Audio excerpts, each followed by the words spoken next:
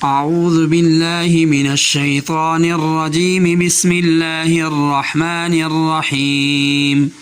وَإِذْ قُلْتُمْ يَا مُوسَى لَن نُّؤْمِنَ لَكَ حَتَّى نَرَى اللَّهَ جَهْرَةً فَأَخَذَتْكُمُ الصَّاعِقَةُ وَأَنْتُمْ تَنظُرُونَ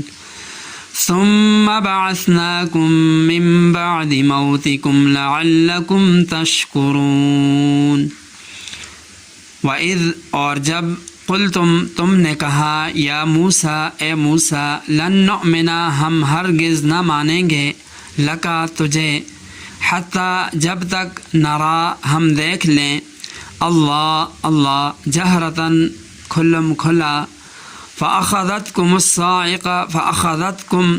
پھر تمہیں آ لیا پکڑ لیا الصاعقہ بجلی کی کڑک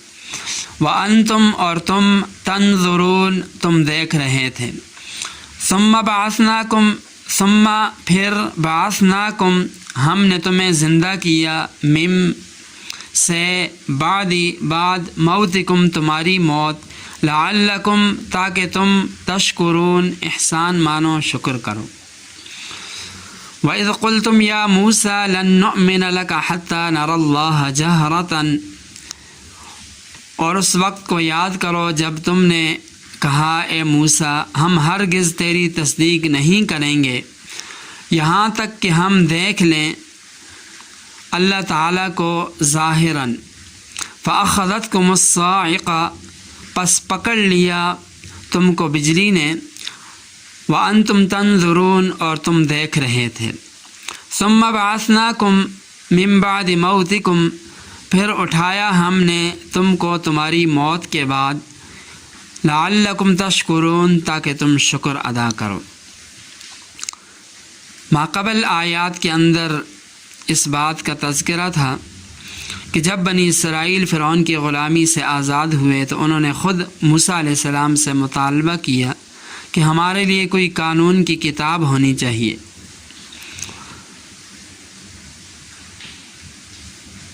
جس کے مطابق ہم عمل کر سکیں تو اللہ تعالیٰ نے موسیٰ علیہ السلام کو کوہ طور پر اعتکاف بیٹھنے کی ہدایت کی اور تکمیل اعتکاف پر اللہ تعالیٰ نے تورات عطا فرمائی موسیٰ علیہ السلام کتاب تورات لے کر قوم کے پاس آئے اور انہیں بتایا کہ اللہ تعالیٰ نے تمہارے لیے یہ ضابطہ حیات دیا ہے اب قوم نے کہا کہ ہمیں پڑھ کر سنائیے تو موسیٰ علیہ السلام نے کتاب کو پڑھنا شروع کیا تو یہ ایسے لوگ تھے کہ کہنے لگے ہمارے پاس کیا ثبوت ہے کہ یہ واقعی اللہ تعالیٰ نے آپ کو دی ہے یا آپ خود بنا لائے ہیں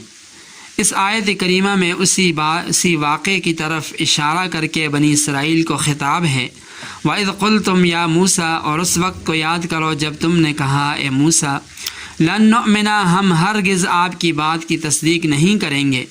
یہ اللہ تعالیٰ کی طرف سے عطا کردہ کتاب ہے حتیٰ نری اللہ جہرتاً یہاں تک کہ ہم خود اللہ تعالیٰ کو نہ دیکھ لیں موسیٰ علیہ السلام نے کہا کہ چلو تمہاری یہ شرط بھی پوری ہوگی چنانچہ آپ نے 70 آدمی منتخب کیے کہ میرے ساتھ کوہ طور چلو وہاں تمہیں اللہ تعالیٰ سے براہ راست سنوا دوں گا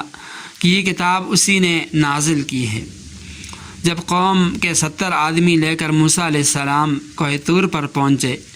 تفسیری روایات میں آتا ہے کہ جب ان لوگوں نے اللہ تعالیٰ کا کلام خود سننے کے بعد بھی تورات کو کتاب الہی تسلیم نہ کیا تو فرمایا فأخذتکم الصاعقہ تو انہیں بجلی نے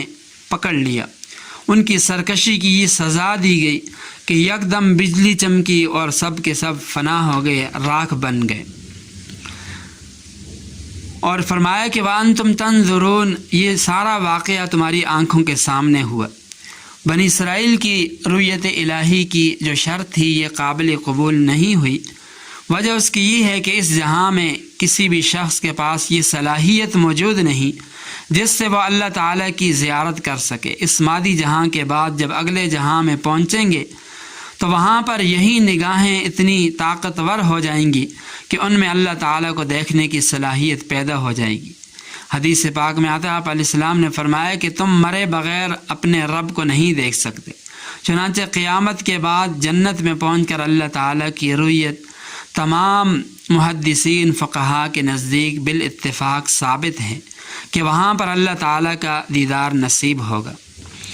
اللہ تعالیٰ کی رؤیت کا انکار بعض گمراہ فرقے مثلاً رافضی، معتزلہ، خارجی وغیرہ کرتے ہیں، جن کا اعتقاد یہ ہے کہ اللہ تعالیٰ کا دیدار نہ اس دنیا میں ممکن ہے اور نہ اگلے جہاں میں۔ دلیل ان کی یہ ہے کہ اللہ تعالیٰ لا مکان ہے، جہت اور سمت سے پاک ہے، اور رؤیت یعنی کسی کو دیکھنا یہ کسی مکان سمت ہی کے اندر ممکن ہے، دائیں بائیں، اوپر نیچے وغیرہ ہو،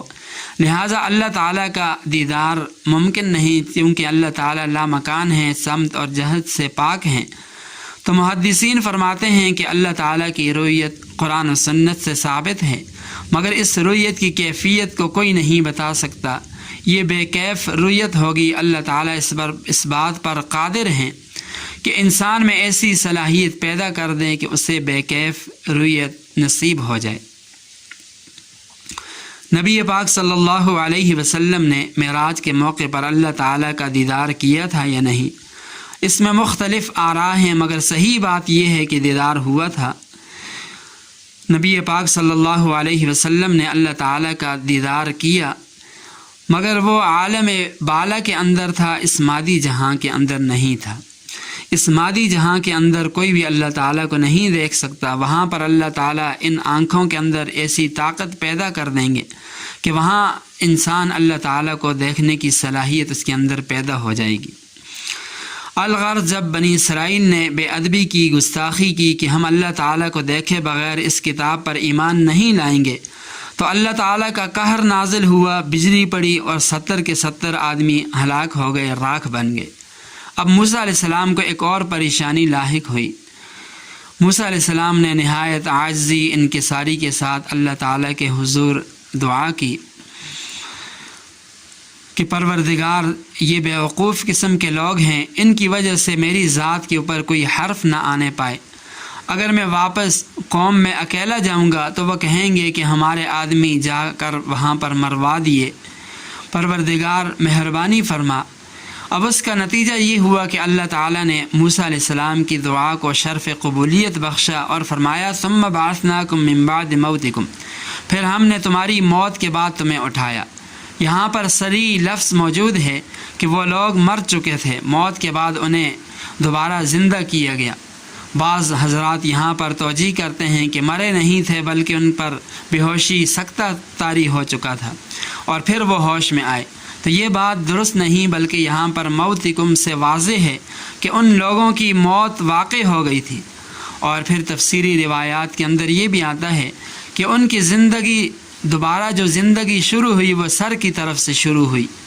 اور وہ دیکھ رہے تھے کہ ان کے جسم کا باقی حصہ راکھ ہو چکا ہے، پھر اس میں زندگی کے آثار پیدا ہونا شروع ہو گئے، اور پھر وہ پورے کے پورے زندہ ہو گئے،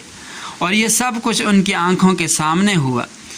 اسی واسطے فرمایا لعلکم تشکرون، تاکہ تم شکر گزار بن جاؤ۔ اس واقعے کی طرف اشارہ کر کے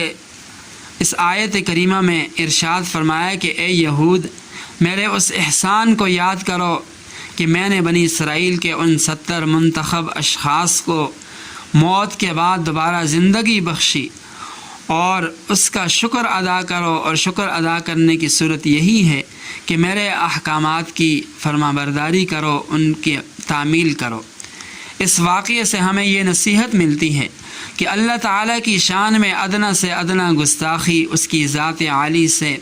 بے جا مطالبہ کرنا یہ بہت بڑا جرم اور گناہ ہے، اور اس کی سخت سے سخت سزا ہے۔ اس لیے ہمیں چاہیے کہ اللہ تعالیٰ اور اس کے رسول صلی اللہ علیہ وسلم کی ہر بات کو، ہر ارشاد کو بلا شک شبہ، بغیر چوں چراں دل سے تسلیم کر لیں، اس کو مان لیں، اور اللہ اور اس کے رسول کے حکم پر ہم چلنے والے بن جائیں۔ اسی کے اندر ہماری دنیا آخرت کی فلاح اور کامیابی ہے۔ اللہ تعالی ہم سب کو عمل کرنے کی توفیق عطا فرمائے۔ وآخر دعوانا ان الحمد للہ رب العالمین۔